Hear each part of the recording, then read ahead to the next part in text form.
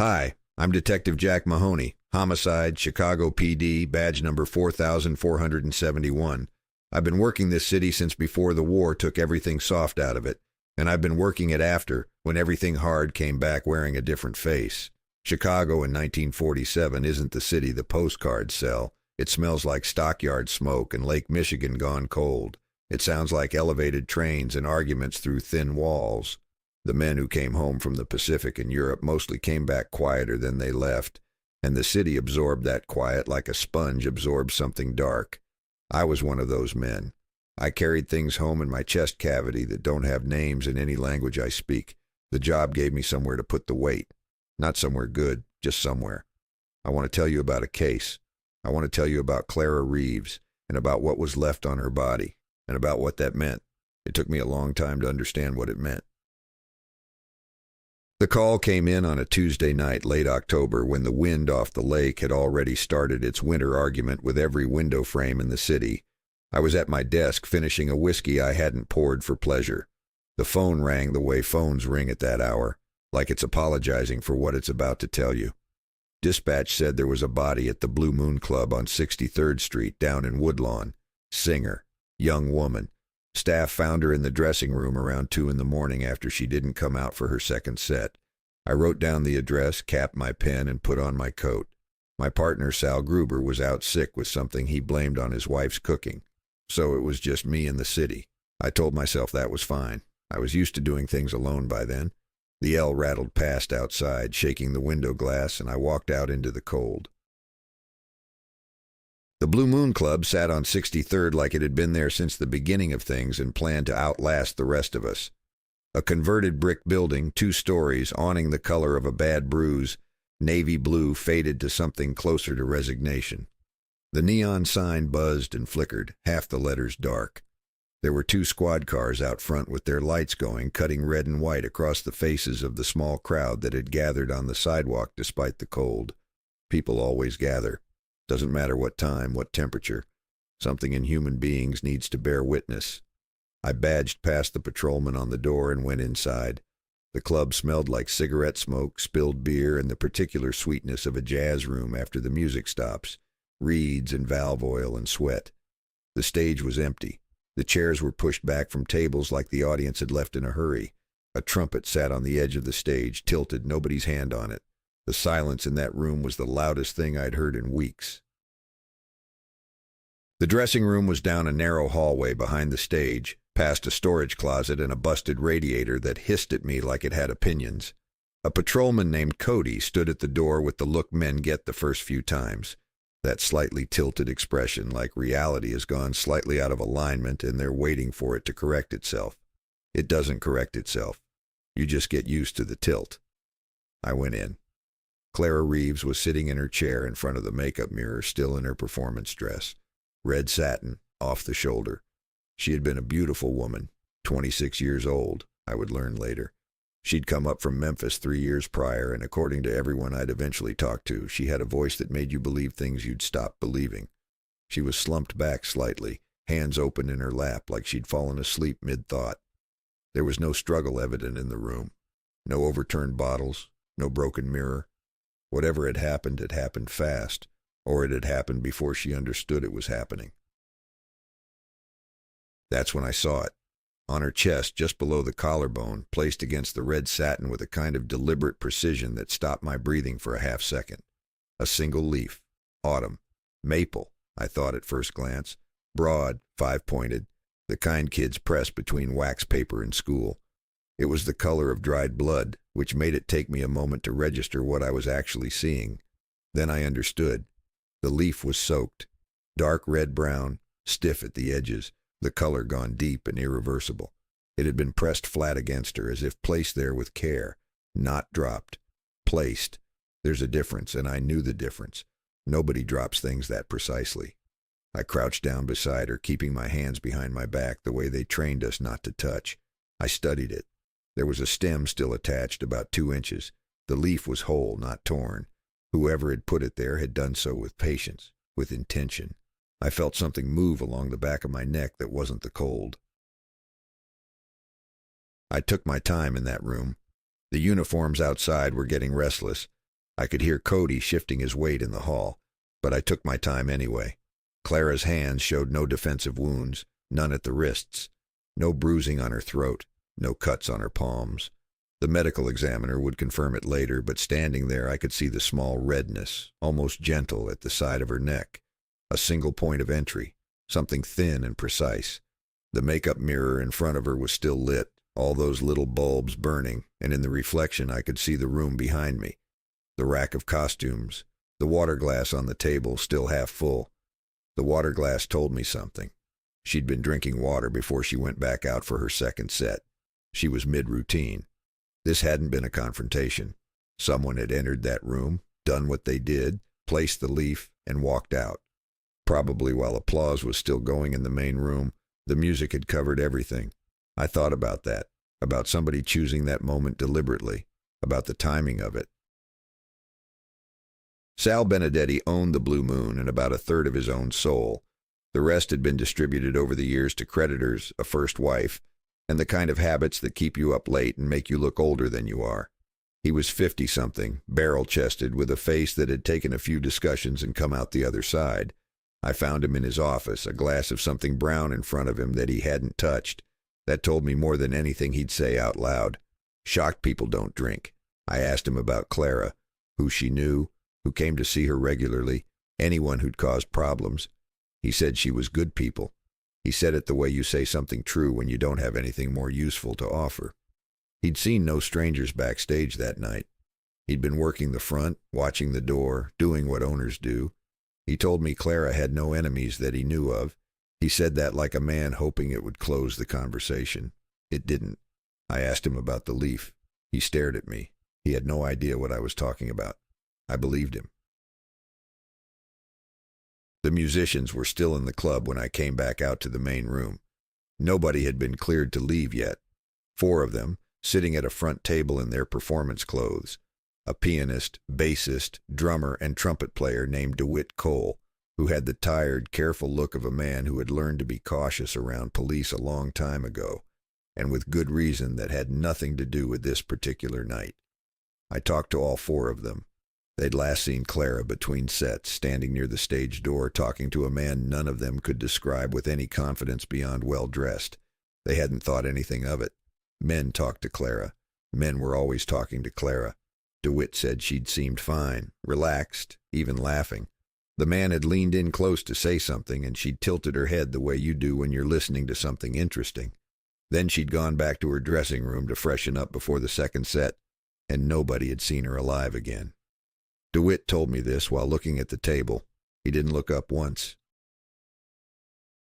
Doc Willard did the preliminary at the scene and gave me his full report 2 days later in that particular basement smell of formaldehyde and institutional lighting that I had never made peace with.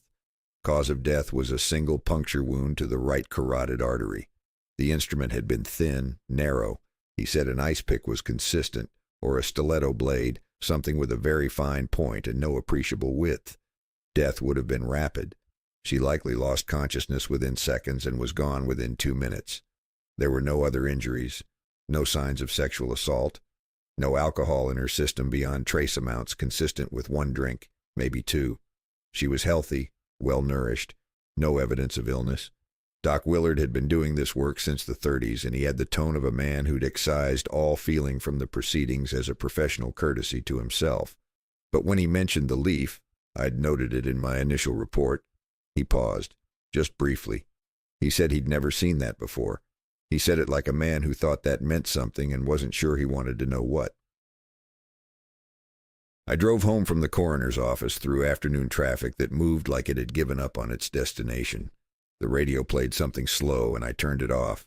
I lived in a 2-bedroom apartment in Logan Square that had once felt like a home and now felt like a place where I kept my clothes and occasionally slept. My wife, Helen, had taken our daughter to her mother's in Milwaukee 6 months earlier for what was supposed to be 2 weeks. She was still there. We talked on the phone on Sundays in the careful way you talk to someone when the real conversation is being saved for a moment that neither of you schedules. I didn't blame Helen. I'd come back from the Pacific a version of myself that was harder to live with than the original. I knew that. I just didn't know how to sand down the edges that the war had put there. The job didn't help. The job asked me to keep those edges sharp. I parked in front of my building, sat in the car for a while, and thought about Clara Reeves sitting in front of that lit mirror, 26 years old, a voice that made you believe things. I went inside and made coffee. Captain Reardon called me into his office 3 days after the murder and told me, in the way he told you things, seated, hands flat on the desk, like he was keeping the furniture from floating away, that the department's read on Clara Reeves was crime of passion, a jealous man, a singer, a late-night club, the kind of world that attracted volatile emotions. He said the leaf was probably incidental. Maybe she'd had it in her hand. Maybe she'd walked through them on her way in. I stood there and listened to him build that structure out of nothing and watched him look satisfied with the architecture. I told him about the placement. I told him about the precision, the whole unbroken stem. He told me that the department had 17 open cases and that if I wanted to keep my focus somewhere, there was a double shooting in Pilsen that needed attention. He was not a bad man, Reardon. He was a practical one. Practical men close doors. I left his office, sat down at my desk, and pulled out my notepad. I looked at what I'd written about the leaf. I drew a small maple leaf in the margin of the page, almost without thinking. Then I got back to work. Off the clock is a phrase that means different things to different detectives. For some men, it means genuinely stepping away, going home, having dinner, watching their kids do homework. For me, it had come to mean doing the same work in different locations without the institutional support. I spent 4 evenings that week back in Woodlawn on foot, talking to people in the neighborhood around the Blue Moon. I bought coffee I didn't need from a diner on 63rd and talked to the counterman. I stood outside the laundromat 2 doors down and asked the woman folding sheets whether she'd noticed anything unusual on Tuesday night. Most people had nothing. Most people had their own Tuesday nights to account for. But the act of asking matters. You plant yourself in a neighborhood long enough, patient enough, and the neighborhood starts to talk back. My shoes were wet from the October sidewalks, and I had a cough developing from the cold air, and I kept notes on a small pad I kept in my breast pocket. Helen had given me that pad. She'd put my initials on it in blue ink. I still used it. I'd been using it for 8 months. On Thursday evening, I found her. Margaret Poole, 71 years old, who lived in a second-floor apartment directly across the alley from the Blue Moon's rear service door. She had the particular alertness of people who live alone and near windows, a comprehensive knowledge of their immediate surroundings that the young and busy never develop. She'd been unable to sleep on Tuesday night and had been sitting in her chair by the dark window. Not unusual for her, she said, with a composure that suggested she'd made her peace with sleeplessness long ago. She'd seen the service door open from the inside at what she believed was close to 1 a.m, perhaps a bit after. A man had come out. He'd walked through the alley toward 63rd without hurrying. She'd watched him because she watched everything, and because something about him had made her pay attention. I asked her what that something was. She considered the question with the seriousness it deserved. She said, "He looked like he was leaving a dinner party." I wrote that down and underlined it. Margaret Poole described him with the precision of someone who had spent decades observing the difference between ordinary and not. Height, tall, she said, not unusually so, but above average. Build, lean, not thin, lean. She used the word twice as though the distinction mattered to her. He wore a dark overcoat. Good wool, she said. She knew the difference. And a hat she described as a fedora, but held level, not pulled down. Gloves, dark gloves. She could see his face for a moment when he passed under the alley light. She said he was perhaps 40, perhaps a little older, white, clean-shaved, no mustache, strong jaw. She said his expression was the part she remembered most clearly. I asked her to describe it. She was quiet for a moment, her hands folded in her lap. She said, there was nothing in it. Not hurrying, not worried, not looking behind him. She said it was the kind of face you saw on men at the end of a day's work who were satisfied with what they'd completed. I put my pen down for a moment after she said that. Then I picked it back up. I drove home from Margaret Poole's apartment and sat at my kitchen table for 2 hours with my notepad and a pot of coffee that went cold before I finished half of it. I laid out what I had. A precise, single-point method of killing. No overkill, no frenzy, nothing personal in the violence itself, nothing that said, "I hate you." An entry and exit timed to the music, to the crowd noise, to the rhythm of the club's evening. Gloves, which meant premeditation and awareness of evidence. And a leaf. Placed. After. That was the part that wouldn't let me go. The leaf was placed after, which meant he stood over her with the leaf in his gloved hand and set it down on her chest while she was already gone. That's not passion. Passion doesn't have an afterward. Passion breaks things and runs. This man had an afterward. He had a gesture he needed to make, a thing he needed to leave. It was a signature. Not the killing that was meaningful to him. The leaving. I wrote the word signature in block letters and put a box around it. Then I sat with it until the radiator knocked and the city went quiet outside. 3 weeks passed. I worked the Pilsen shooting like Reardon wanted. I worked 2 more cases that came in and a domestic on the north side that turned complicated. I kept the Clara Reeves file in my bottom drawer, not in the active stack, not filed away. In between. I thought about her most days in the way you think about a question that doesn't have an answer yet. You don't dwell on it constantly, but it's always in the room. I thought about the leaf. I thought about the man with nothing in his face. I called Doc Willard once to ask whether he'd heard of any similar cases in his network of medical examiners across the county. He said no. I called a contact at the Tribune who covered crime. He said no. I let the question sit. The weeks had a weight to them. Gray Chicago November settling in, Helen's Sunday calls getting a little shorter, my apartment getting a little quieter. I was asleep the night of November 14th when the phone rang.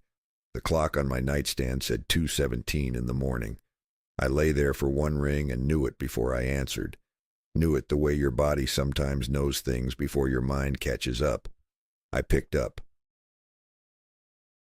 A woman named Ruth Adkins, 31 years old, a seamstress who sang at a church choir on Sundays and played piano at a supper club in Hyde Park on Friday and Saturday nights. Found in the parking structure behind the club by a janitor making his rounds at 2 in the morning. She was seated on the concrete floor back against a support pillar, hands open in her lap. Single puncture wound to the right side of the neck. No defensive wounds. No signs of struggle. No witnesses. The responding officer called it in at 2:05 and somehow my name ended up on the call sheet even though I wasn't on rotation. Reardon later told me that was a clerical error. I have never believed that. I dressed in the dark and drove through empty November streets with the heater in my car blowing cold because it always took 10 minutes to get warm. I pulled into the parking structure and walked to where the officers were standing, and I already knew before I got to her. I crouched down beside Ruth Adkins and looked at her chest. Right there, below the collarbone, placed with the same patient precision as before. One leaf. Maple. Soaked dark. Whole. He'd done it again. And somewhere in this city, the man with nothing in his face was home already, sleeping just fine.